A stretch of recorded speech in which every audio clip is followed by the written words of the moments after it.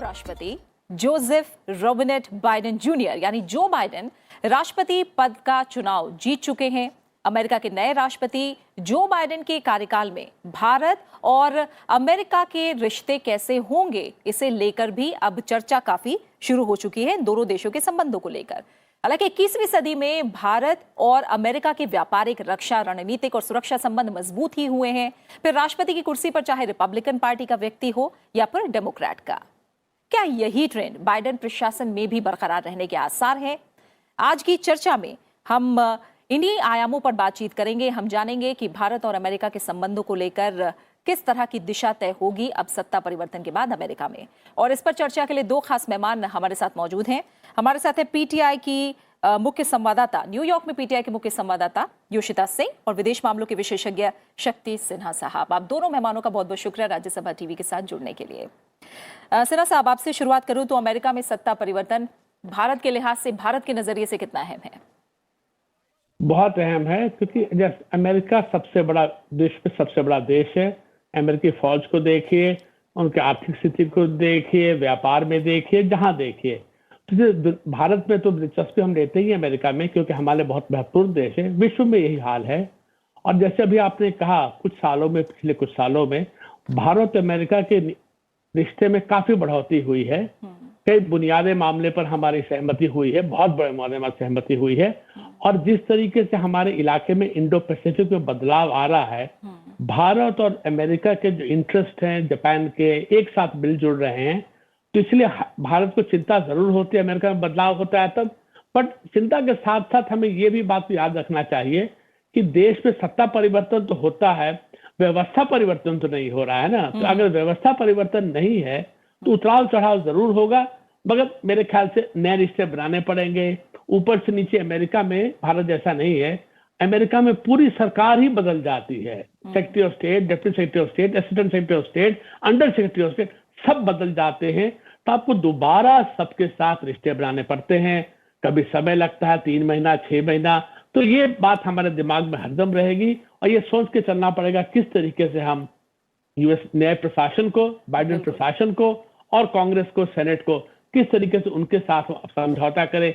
समझौता से ज्यादा किस तरह से कम्युनलिटी ऑफ इंटरेस्ट को उनके साथ स्थापित करें, पर वो भी हमारी बात समझे और हम भी उनकी बात अच्छी तरह से समझे। क्योंकि भाषा में जरूर परिवर्तन आएगा, समझ में परिवर्तन आएगा, पर जैसे मैंने कहा दिशा तो एक ही है। तो मेरे ख्याल से घबराना नहीं चाहिए, बट हाँ, मेहनत करनी पड़ेगी। बिल्कुल, जैसे आपने कहा वो भी हमें समझे और हम भी उन्हें समझे। योशिता, अगर एक तरह से हम देखें और थोड़ा सा पीछे जाएं तो 2006 में एक समाचार पत्र से बातचीत के दौरान जो बाइडेन ने कहा था कि मेरा एक ख्वाब है एक तरह से कि 2020 में जो दो देश सबसे ज्यादा करीब हो वो अमेरिका और भारत हो, क्योंकि इससे क्या होगा, ज्यादा सुरक्षित दुनिया होगी। यानी एक तरह से वो इसकी अहमियत को समझ रहे हैं। अगर ज्यादा सुरक्षित दुनिया की बात करें तो एक तरफ हम देखते हैं दुनिया में और भी मुल्कों पर जो असर डालता है, वो एक तरफ है चीन जिसकी विस्तारवादी नीति, दूसरी तरफ है पाकिस्तान प्रायोजित एक तरह से आतंकवाद। ये दोनों मुद्दे अपने आप ही आ जाते हैं। अगर एक एक करके इन पे बात करें तो बाइडेन की चीन नीति खासकर क्या होगी, क्योंकि इसे लेकर थोड़ी बहुत आशंका कहीं ना कहीं मन में है कि क्या रवैया डेमोक्रेट्स का रहा है इसे लेकर। क्या लगता है आपको, खासकर तब जब इंडो पैसिफिक यानी हिंद प्रशांत क्षेत्र में हम देखें कि चीन की गतिविधियों को लेकर काफी तनाव चल रहा है, भारत का चीन से सीमा विवाद चल रहा है, क्या चीन को लेकर जो सपोर्ट अमेरिका की तरफ से मिलता रहा है वो जारी रहेगा आगे? जी, मेरा ये मानना है कि बाइडेन एडमिनिस्ट्रेशन में जो हम लोगों ने अब तक देखा है कि जैसे शक्ति जी ने भी बोला कि इंडिया और यूएस को साथ में मिल के आगे बढ़ना है, क्योंकि आज की चुनौतियां बहुत फर्क हैं 2006 की चुनौतियों में। और चाहे वो हम चीन का अग्रेशन देखें और इंडो पैसिफिक में जो क्वाड का एक एस्टैब्लिशमेंट है, डेवलपमेंट है, जो ये आगे बढ़ रहा है, तो इसमें डेफिनेटली अगर बाइडेन एडमिनिस्ट्रेशन की बात की जाए तो ये तो बिल्कुल मुमकिन नहीं है कि वो चीन के साथ थोड़ा सॉफ्ट होंगे या उनका बर्ताव बहुत ही ज्यादा बदल जाएगा अगर हम ट्रंप एडमिनिस्ट्रेशन से कंपेयर करें। क्योंकि चीन का जो अग्रेशन है वो कोई भी देश, एटलीस्ट यूएस, अगर हम यूएस की बात करें तो वो तो इनकरेज बिल्कुल भी नहीं करेगा। भले ही टोन और टेनर में थोड़ा फर्क हो, वो हम लोगों को अभी देखना बाकी है, लेकिन आई एम श्योर कि बाइडेन एडमिनिस्ट्रेशन में भी वो नहीं चाहेंगे कि चीन को अगर बोला जाए कि खुला हाथ दे दिया जाए कि ठीक है तुम जो कर रहे हो वो करो, हमें उससे कुछ फर्क नहीं पड़ता। नहीं, ऐसा बिल्कुल नहीं होगा। इनफैक्ट बाइडेन एडमिनिस्ट्रेशन बिल्कुल चाहेगा कि एशिया में इंडिया के साथ और जो ये इंडो पैसिफिक के कोलैबोरेशन बना है उसके साथ मिलके वो चीन के अग्रेशन को बिल्कुल डिस्करेज करें, उसका सामना करें और and also to make sure कि चीन अगर सिर्फ खाली भारत के साथ ही नहीं और भी कंट्रीज के साथ, चाहे वो श्रीलंका की बात हम करें, चाहे अदर कंट्रीज जो हम बोलते हैं एशिया में, साउथ एशिया में, उसमें भी चीन का अग्रेशन कम हो, उसको कंट्रोल किया जाए, कॉम्बैट किया जाए। तो ठीक है, ट्रंप एडमिनिस्ट्रेशन में हमने देखा है कि प्रेसिडेंट ट्रंप बहुत ही ज्यादा वोकल रहे हैं, बहुत ही ज्यादा एक उनकी जो टोन रही है वो बहुत ही अग्रेसिव रही है चीन को लेके। मे बी बाइडेन एडमिनिस्ट्रेशन की टोन उतनी अग्रेसिव ना हो, लेकिन ये बिल्कुल नहीं होगा कि वो चीन को एक, अगर हम बोले कि खुला हाथ दे दें, वो बिल्कुल चाहेंगे कि चीन का अग्रेशन कंट्रोल में रहे। इनफैक्ट इसलिए वो इंडिया के साथ और कोलैबोरेट करेंगे, क्योंकि हमने देखा है कि इंडिया और यूएस के जो डिफेंस टाइज हैं, सिक्योरिटी टाइज हैं, वो बहुत ही ज्यादा स्ट्रांग हुए हैं और ये आगे ले जाके स्ट्रांग ही होंगे। बाइडेन अब प्रेसिडेंट इलेक्ट बाइडेन का जो एक कंट्रीब्यूशन रहा है सिविल न्यूक्लियर डील में इंडिया के साथ में, वो हम लोग ने सब देखा है, वो जाना है। तो definitely Biden administration Modi administration के साथ, प्राइम मिनिस्टर मोदी की सरकार के साथ मिलके ये बिल्कुल बात आगे बढ़ाएंगे कि चीन का अग्रेशन कैसे रोका जाए, उसको कैसे कॉम्बैट किया जाए और चीन के अलावा जो बाकी उनका एक एशिया पैसिफिक में, इन एशिया जो कोलैबोरेशन है यूएस का इंडिया के साथ, बाकी कंट्रीज के साथ, वो कैसे और स्ट्रॉन्ग किया जाए। तो आई थिंक ये एक प्रायोरिटी रहेगी बाइडेन एडमिनिस्ट्रेशन की। ठीक है, शक्ति सिन्हा सर, आप इसमें और क्या जोड़ेंगे अगर चीन की बात को हम आगे बढ़ाए? खासकर क्वाड देशों की बैठक में जिस तरह से हमने देखा कि चीन की जो विस्तारवादी नीति है उसके खिलाफ एक माहौल बना, क्या वो जारी रहेगा? उसके बाद अगर हम साउथ चाइना सी को लेकर बात करें, यहाँ पर जो बेरोकटोक कारोबार को लेकर चीन और अमेरिका के रिश्तों का एक तरह से देखिए एशिया और खासकर दक्षिण एशिया देशों पर जो असर है, उसे लेकर आप क्या कहेंगे? साउथ चाइना सी पॉलिसी के बारे में भी क्या कुछ हम आगे देख सकते हैं? देखिए, एक तो हमें मान कर चलना पड़ेगा कि बाइडेन और ट्रंप दो बड़े अलग किस्म के व्यक्ति हैं। बिल्कुल। तो अगर सार भी एक रहेगा यूएस के प्रशासन की नीतियों में, शैली में तो फर्क आएगी ही। और इस पे भी देखें, अगर बाइडेन शायद ज्यादा इफेक्टिव हो चीन के साथ व्यापार के मामले में हैंडल करने के लिए, क्योंकि एक गलती ट्रंप जरूर कर गए थे कि अगर चीन से आप कंट्रोल करना चाह रहे हैं, चीन को नियंत्रण में लाना चाह रहे हैं, चीन जिस तरह से विश्व के जो व्यापारिक मामला है उसके ढांचे को मिसयूज कर रहा था, तो साथ साथ अगर आप जापान से भी लड़ाई कर लेंगे, यूरोप से भी लड़ाई कर लेंगे, भारत से भी कुछ कर लेंगे डिफरेंसेस, तो अच्छी बात नहीं है। बाइडेन लोग घबरा रहे हैं कि प्रो चाइना है, वो प्रो चाइना एकदम नहीं है। हाँ, वो शायद चाहेंगे कि चाइना के साथ रिलेशनशिप दूसरे लेवल पर जाए, और जैसे मेरा जो अंदाज है कि बाइडेन इस मामले में एक मोर कोहेरेंट मैनर में काम करेंगे, सहयोग के साथ देशों के काम करेंगे। तो इसलिए हमें घबराने की बात नहीं है अगर हम अपनी बात को अच्छी तरह से समझा पाए। जहां तक अमेरिका दक्षिण एशिया की बात है, खासतौर पर पाकिस्तान और अफगानिस्तान के, जब बाइडेन थे वाइस प्रेसिडेंट ओबामा के उपराष्ट्रपति थे, तो वो American counter insurgency programme Afghanistan में खिलाफ थे। बोले हमारा काम दूसरे देश को बनाना नहीं है, हमारा काम केवल काउंटर टेररिज्म है, यूएस फौज को अफगानिस्तान से निकाल देनी चाहिए। जबकि ट्रंप उसके बावजूद रैंप अप किए थे, फोर्सेस को 1.5 लाख पहुंचा दिए थे। तो इसलिए बदलाव इसमें नहीं होगा। जो लोग नाखुश हैं, दोहा से लोग नाखुश है, अमेरिका फौज बाहर निकल रही है, बाइडेन उसको बदलेंगे नहीं। तो ये हमें समझ के चलना है। ये चुनौती हमारे लिए जरूर है, अवश्य है, पर ये समझ के चलना यही होने वाला है। तो पाकिस्तान का मामला है, अभी पाकिस्तानी मीडिया में बहुत लोग खुश हैं कि बाइडेन आ गया, ट्रंप चला गया, बाइडेन आ गया, ट्रंप चला गया। ये मेरे ख्याल से वो नहीं समझ पा रहे हैं कि अब धीरे धीरे दुनिया के लोग समझ गए हैं कि पाकिस्तान एक स्वाधीन देश तो नहीं है, स्वतंत्र वो चीन का ही अंश है। स्ट्रेटेजिक इंडिपेंडेंस पाकिस्तान के पास सब रहे नहीं है। तो अगर बाइडेन के अमेरिका में और चीन के बीच में कंपटीशन रहे, अमेरिका चाहे चीन को नियंत्रण में लाने के लिए, तो क्या पाकिस्तान सोचेगा कि अलग से उनका रिश्ता एकदम अलग हो जाएगा? वो संभव नहीं है। और रेलगाड़ी में 7 इंजन और डब्बा जुड़ा हुआ है। तो इसीलिए हाँ, चुनौती जरूर होगी, क्योंकि बहुत ऐसी फोर्सेस है दुनिया में जो चाहती है नहीं भारत अच्छा करे, तो भारत में जो कमियां हैं उसको बहुत उछाल के रखती हैं। शायद डेमोक्रेटिक पार्टी के लोग उसको मान जाएं और बाइडेन पर दबाव डालें। जिससे मैंने कहा एक डायलॉग बनाने की बहुत आवश्यकता है, क्योंकि हमारा इंटरेस्ट क्या है? हमारा नेबरहुड, आसपास दक्षिण एशिया हो, साउथ ईस्ट एशिया हो, इसमें संभल कर लोग रहे, इसमें लड़ाई झगड़ा ना हो। और उसके लिए मेरे ख्याल से बाइडन का और जैसे मैंने ट्रंप का, मेरे ख्याल से सार वही रहेगा, ओवरऑल डायरेक्शन वही रहेगा, क्योंकि साउथ चाइना सी में जो चीन किया है और कर रहा है उससे अल्टीमेटली अमेरिका को भी चुनौती है, जापान को चुनौती है, ऑस्ट्रेलिया को चुनौती है, आसियान को चुनौती है। जब ये सब अगर हम देखेंगे, आइलैंड्स बनाया, ADIZ बनाया, मिलिटराइज के आइलैंड्स को, जो नए द्वीप बन रहे हैं, तो इसलिए ये सब मामले में देखते हुए मेरे ख्याल से हमें उतने घबराने की आवश्यकता नहीं है। हाँ, साथ चलना पड़ेगा, मेहनत करनी पड़ेगी समझाने में कि डिस्टर्बिंग फोर्सेस जो हैं वो बीच में ना आ जाएं, वो ध्यान हमें देना पड़ेगा। ठीक है योशिता, पाकिस्तान को और आतंकवाद को लेकर आपका भी कमेंट मैं जानना चाहूंगी, क्योंकि जिस तरह से पाकिस्तान में जो माहौल दिखा इन चुनाव के बाद, उनके नतीजों के बाद, हम क्या माने, क्योंकि पाकिस्तान, डोनाल्ड ट्रंप की बात करें तो पाकिस्तान के खिलाफ काफ़ी कड़ा रुख अख्तियार किया। एक तरह से जो आर्थिक सहायता वो रोकी और ये कहा गया कि जो पैसा दिया जा रहा है, धन दिया जा रहा है, उसका इस्तेमाल पाकिस्तान आतंकवाद विरोधी जो गतिविधियां हैं उनके लिए नहीं कर रहा, बल्कि आतंकी गतिविधियों के लिए कर रहा है। अगर डेमोक्रेटिक पार्टी के पत्र की बात करें तो आर्थिक अनुदान जो देशों को देने की बात है, उस नीति का जोरदार समर्थन होता रहा है। तो ऐसे में क्या चिंता की बात है और किस तरह की दिशा आगे दिख रही है इसे लेकर?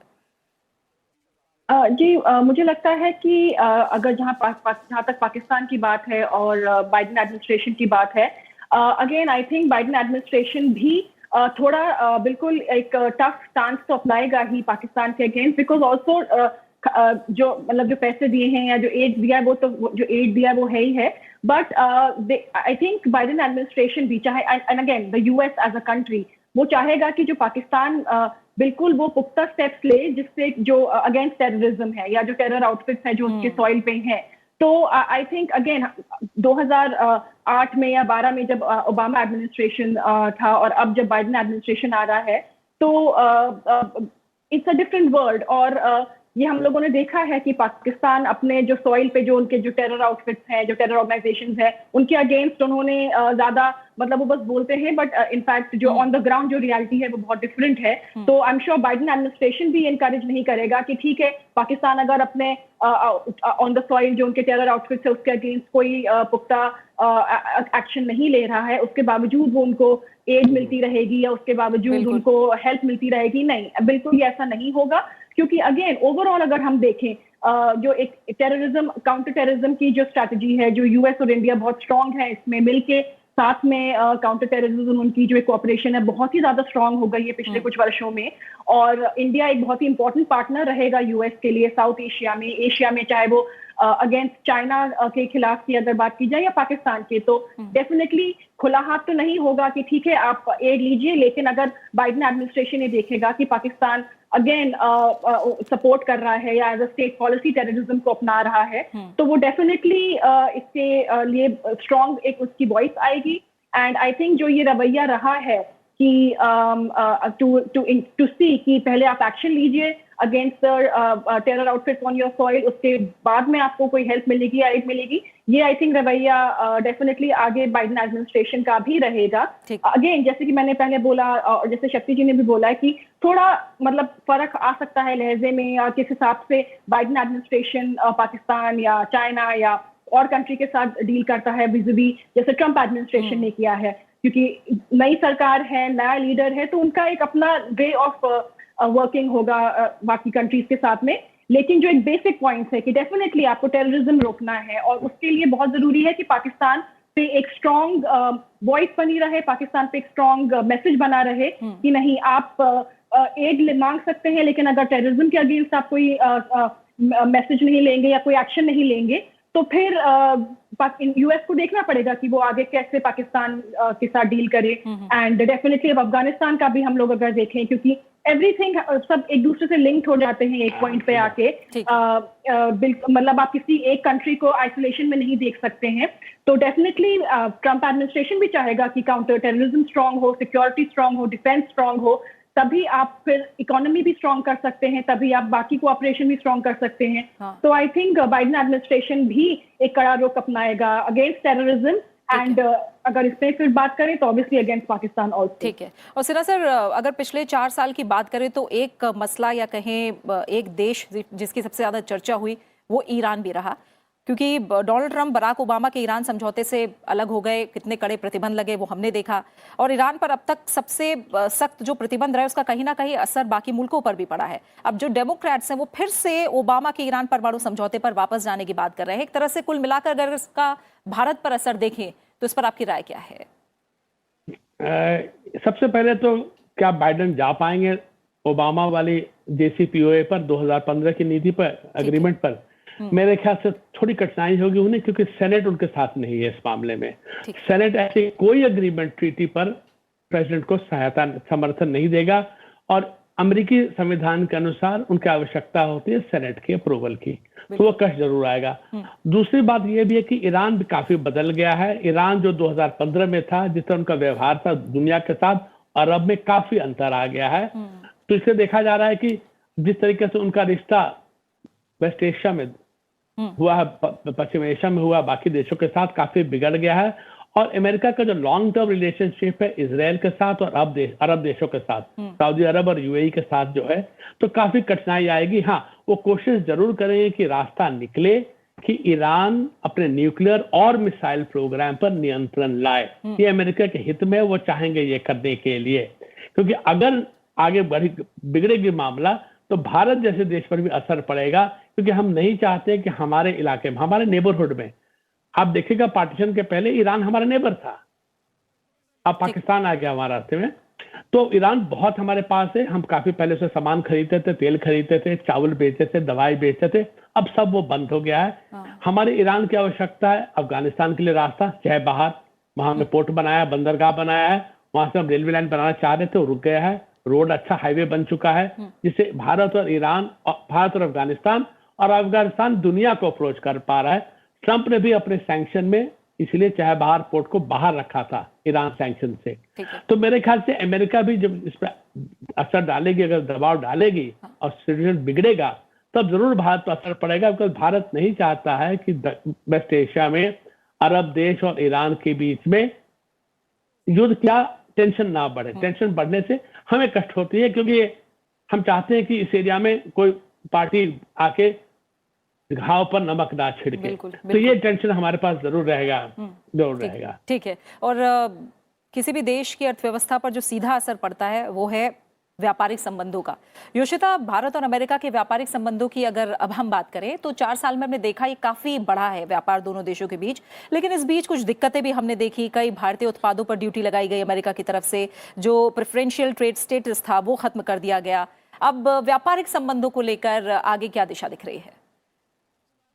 Again Preeti, I think US और इंडिया जो अब जब रिलेशंस आगे जाएंगे तो डेफिनेटली बाइडेन एडमिनिस्ट्रेशन भी चाहेगा कि जो ये जो एक आर्थिक जो नीति है दोनों देशों की, उसमें ये लोग साथ मिलकर काम करें। But I think for the Biden administration अभी उनको खुद की जो डोमेस्टिक इकोनॉमी है उस पर उनका फोकस ज्यादा रहेगा, बिकॉज जो हम लोगों ने देखा है कोरोना वायरस पैंडेमिक, जो ये साल भर का जो पैंडेमिक पूरी दुनिया ने झेला है, उससे हर कंट्री की जो आर्थिक स्थिति है वो बहुत ही ज्यादा कमजोर हो गई है और बहुत ज्यादा प्रॉब्लम आ रही है। तो आई थिंक अभी जो इमीडिएट जो बाइडेन एडमिनिस्ट्रेशन का फोकस होगा कि पहले जो डोमेस्टिक इकोनॉमी है उसको स्ट्रॉन्ग करें, जॉब क्रिएशन हो और इस पैंडेमिक से बाहर निकले, एंड देन डेफिनेटली मिल के बाकी देशों के साथ में भी इकोनॉमिक रिलेशन स्ट्रॉन्ग हो। एंड डेफिनेटली US और इंडिया के जो इकोनॉमिक टाइज हैं वो उसमें बहुत ज्यादा एक स्कोप है इम्प्रूवमेंट का, बहुत ज्यादा स्कोप है इसको और आगे लेके जाने का। हमने देखा है डिफेंस स्ट्रॉन्ग है, सिक्योरिटी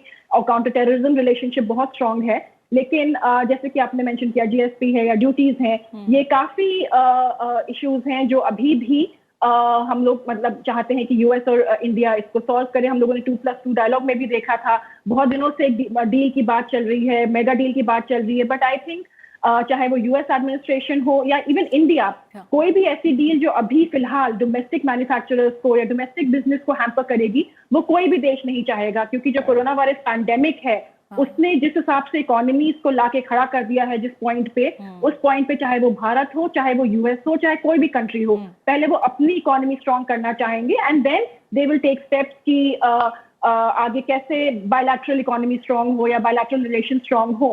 और कोई भी डील अगर ऐसी दिखती है कि चाहे वो अगर वो इंडियन मैन्युफैक्चरर्स को अफेक्ट कर सकती है इन अ नेगेटिव मैनर, या यूएस में डोमेस्टिक इकोनॉमी पे इम्पैक्ट आ सकता है इन अ नेगेटिव मैनर, तो आई थिंक ना तो मोदी प्राइम मिनिस्टर मोदी चाहेंगे, ना ही प्रेसिडेंट बाइडेन चाहेंगे कि वो जस्ट कहने के लिए डील साइन करे या कहने के लिए रिश्ते आगे बढ़ाएं, लेकिन उनको पहले अपने, जैसे मैंने बोला, डोमेस्टिक इकोनॉमी स्ट्रॉन्ग करनी है। तो डेफिनेटली आगे 4 साल हैं इसको, इकोनॉमी को, अपनी बिजनेस रिलेशंस को स्ट्रॉन्ग करने के लिए। हो सकता है अगले 6 महीने में थोड़ा पैंडेमिक की भी जो स्थिति है वो इम्प्रूव हो, तो कंट्रीज अपने डोमेस्टिक इश्यूज पे फोकस करें, अपनी डोमेस्टिक इकोनॉमी पे फोकस करें, and then they can take the other issues forward, अगर बायलैटरल कोऑपरेशन की बात करें, the economic field. But I think अभी basic focus even for India, even for prime minister Modi, जो उन्होंने वोकल फॉर लोकल का जो एक उन्होंने एक मैसेज दिया है कि आप अपनी लोकल इकोनॉमी को पहले स्ट्रॉन्ग करिए, और एक बार लोकल आपका बेस स्ट्रॉन्ग है, आपके मैन्युफैक्चरर स्ट्रॉन्ग है, तब आप जाके दूसरे कंट्रीज के साथ में डेफिनेटली, पर I think that will be the next step कि आप फिर ठीक है, आप और बाहर देखिए, पहले आप खुद आत्मनिर्भर बनिए और फिर आप यूएस के साथ ट्रेड डील्स करिए, किसी और कंट्री के साथ ट्रेड डील करिए। तो I think this is what I feel economic relations में मैं अगर क्रिस्टल गेज करूं तो हो सकता है। ठीक है, जैसे योशिता कह रही है कि कोरोना जो महामारी है उसके बीच कई ऐसे मसले हैं जो थोड़े धुंधले हुए हैं, क्योंकि कई देशों के आगे अपनी अर्थव्यवस्था को लेकर, रोजगार को लेकर सीधी सीधी चुनौती भी है, उस पर फोकस करना होगा। लेकिन इस बीच सिन्हा साहब, एक H1B वीजा को लेकर जो मसला उठता रहा है, ये भी एक बड़ा मुद्दा रहा है, क्योंकि हमने देखा डोनाल्ड ट्रंप के कार्यकाल में इस पर नियंत्रण करने की कोशिशें की जाती रही हैं। क्या इस मुद्दे का कोई हल निकलता देखते हैं आप? देखिए, एक मुद्दा कहिए या मुद्दा नाते कहिए, मैं कोई दुनिया में ना भारतीय के न किसी और के पास एक मौलिक अधिकार है अमेरिका में काम करने के लिए, ये हमें सोच के चलना पड़ेगा। तो इसलिए अगर ये सोच के चलेंगे तो शायद हमारा रवैया थोड़ा बदल जाएगा। मगर मैं ये जरूर कह दिया हूं, मगर अमेरिकन बिजनेस इंटरेस्ट चाहती है कि H1B वीजा ज्यादा दिया जाए, और बाइडेन ने भी उनको प्रॉमिस किया है कि हाँ, हम आपकी कठिनाइयों को दूर करेंगे, क्योंकि अगर अमेरिकन इंडस्ट्री अच्छा करना चाहेगी तो चाहेगी कि H1 वीजा ज्यादा बढ़े। लगता है कि उसे अमेरिकन में जॉब घट जाती है, बट असल में उससे उनके यहाँ जॉब क्रिएशन बढ़ जाता है। हर एक H1 वीजे के चलते अमेरिका में 1.4 या 1.5 नौकरियां बढ़ती हैं, क्योंकि यूएस बिजनेस को बहुत इंटरेस्ट है अभी की चुनौती में कि आर्थिक विकास हो।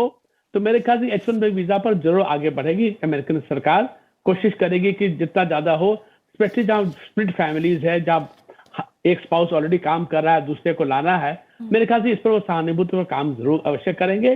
पर साथ साथ हमको भी देखना पड़ेगा, अगर हम उनसे वीजा चाह रहे हैं तो उनके बदले में हम उनको देने के लिए क्या तैयार हैं, क्योंकि ताली दोनों हाथ से बजती है। साझेदारी में हर मामले पे तो नहीं दोनों को फायदा होना चाहिए, पर दिशा ऐसी होनी चाहिए कि दोनों को लगे कि हाँ, इस साझेदारी से हमें फायदा हो रहा है। तो इसलिए और भी बहुत चीजें हैं जिस पर हमको साथ काम करना है, बहुत और चीजें हैं व्यापार पर और मामले में, सोलर एनर्जी पर, जो कि दोनों देश काम कर सकती है। ठीक है, और एक छोटा सा कमेंट आखिर में योशिता, क्योंकि भारत जो है वो संयुक्त राष्ट्र में आधारभूत सुधारों की बात करता आ रहा है, और संयुक्त राष्ट्र के स्थायी सदस्यता की अगर बात करें तो भारत की दावेदारी के कई राष्ट्र हैं जो समर्थन इसका करते आ रहे हैं। बाइडेन के आने से अमेरिका का भारत को संयुक्त राष्ट्र में समर्थन मिलेगा, क्योंकि इसकी जोरदार वकालत वो खुद करते रहे हैं। जी जी जी, बिल्कुल, डेफिनेटली। आई मीन, जो एक सपोर्ट रहा है, चाहे वो प्रेसिडेंट ओबामा ने बोला था, प्रेसिडेंट ट्रंप ने भी, I mean, US has supported India's candidacy for a permanent seat in the security council. अभी जनवरी 1 से इंडिया नॉन परमानेंट मेंबर बन के यूएन सिक्योरिटी काउंसिल में 2 साल के लिए इंडिया की सीट रहेगी, और उसमें यूएस के साथ काम करने का उनको एक और मौका मतलब इन द सिक्योरिटी काउंसिल मिलेगा, क्योंकि यूएस एक परमानेंट मेंबर है। और सिक्योरिटी काउंसिल में अगेन, मतलब आज 2020 है, 1945 का स्ट्रक्चर चला आ रहा है, जहां सिर्फ 5 परमानेंट और 15 नॉन परमानेंट मेंबर्स है। It does not reflect the contemporary world. हम लोग ये बहुत बार सुन चुके हैं, लेकिन ये रियलिटी है, डेफिनेटली रियलिटी है। इंडिया का जो आज स्तर है पूरे विश्व में, चाहे वो इकोनॉमिक लेवल पे हो, चाहे डिफेंस, सिक्योरिटी, काउंटर टेररिज्म, वो बहुत बड़ा है, और इंडिया का एक बहुत ही सिग्निफिकेंट रोल हो गया है इन द वर्ल्ड। तो ऐसे में अगर सिक्योरिटी काउंसिल में इंडिया जैसी कंट्री, या अफ्रीका की भी अगर बात करे जाए, अफ्रीका एक such a big continent, 70% of the security council work Africa पे फोकस करता है, लेकिन अफ्रीका की सीट नहीं है। तो डेफिनेटली जो सिक्योरिटी काउंसिल स्ट्रक्चर है वो बिल्कुल आज की स्थिति के हिसाब से तो बिल्कुल भी वो रिप्रेजेंट नहीं करता है आज की कंटेम्प्रेरी रियलिटीज को। और यूएस ने पहले भी इंडिया का साथ दिया है और आगे भी वो ये चाहेंगे कि इंडिया जैसी कंट्री का एक परमानेंट सीट सिक्योरिटी काउंसिल में होना बहुत जरूरी है, क्योंकि इंडिया अकेले काम नहीं करेगा। India will bring the voices of all the democratic countries, of all like minded countries, और इवन जो छोटे देश हैं, स्मॉल आइलैंड देश हैं, पैसिफिक नेशंस हैं, उन सब की जो एक वॉइस है इंडिया लेके आएगी on the table in the security council. And so this is I think a very important time in the world, and हम लोग देखेंगे कि अगले 2 साल में जब इंडिया सिक्योरिटी काउंसिल में बैठेगा तो कैसे यूएस और इंडिया मिलके, जो लाइक माइंडेड डेमोक्रेसीज हैं, वो मिलके चाइना का इसमें चाइना के अगेंस्ट या चाइना के अग्रेसिवनेस को कैसे कॉम्बैट करते हैं। हाँ, ठीक है। और इसी के साथ जो अंक का समय है वो पूरा हो गया है। योशिता सिंह आपका, शक्ति सिन्हा सर आपका, आप दोनों का बहुत बहुत शुक्रिया कार्यक्रम में शामिल होने के लिए, इस चर्चा में शामिल होने के लिए। तो एक तरह से जो बाइडेन के राष्ट्रपति बनने के बाद भी भारत अमेरिका के बीच जो दोस्ती का सिलसिला है वो थमने वाला नहीं है, क्योंकि दोनों देशों के रिश्ते अब उस मुकाम पर पहुंच गए हैं जहां से पीछे नहीं लौटा जा सकता। जो बाइडेन की कोशिश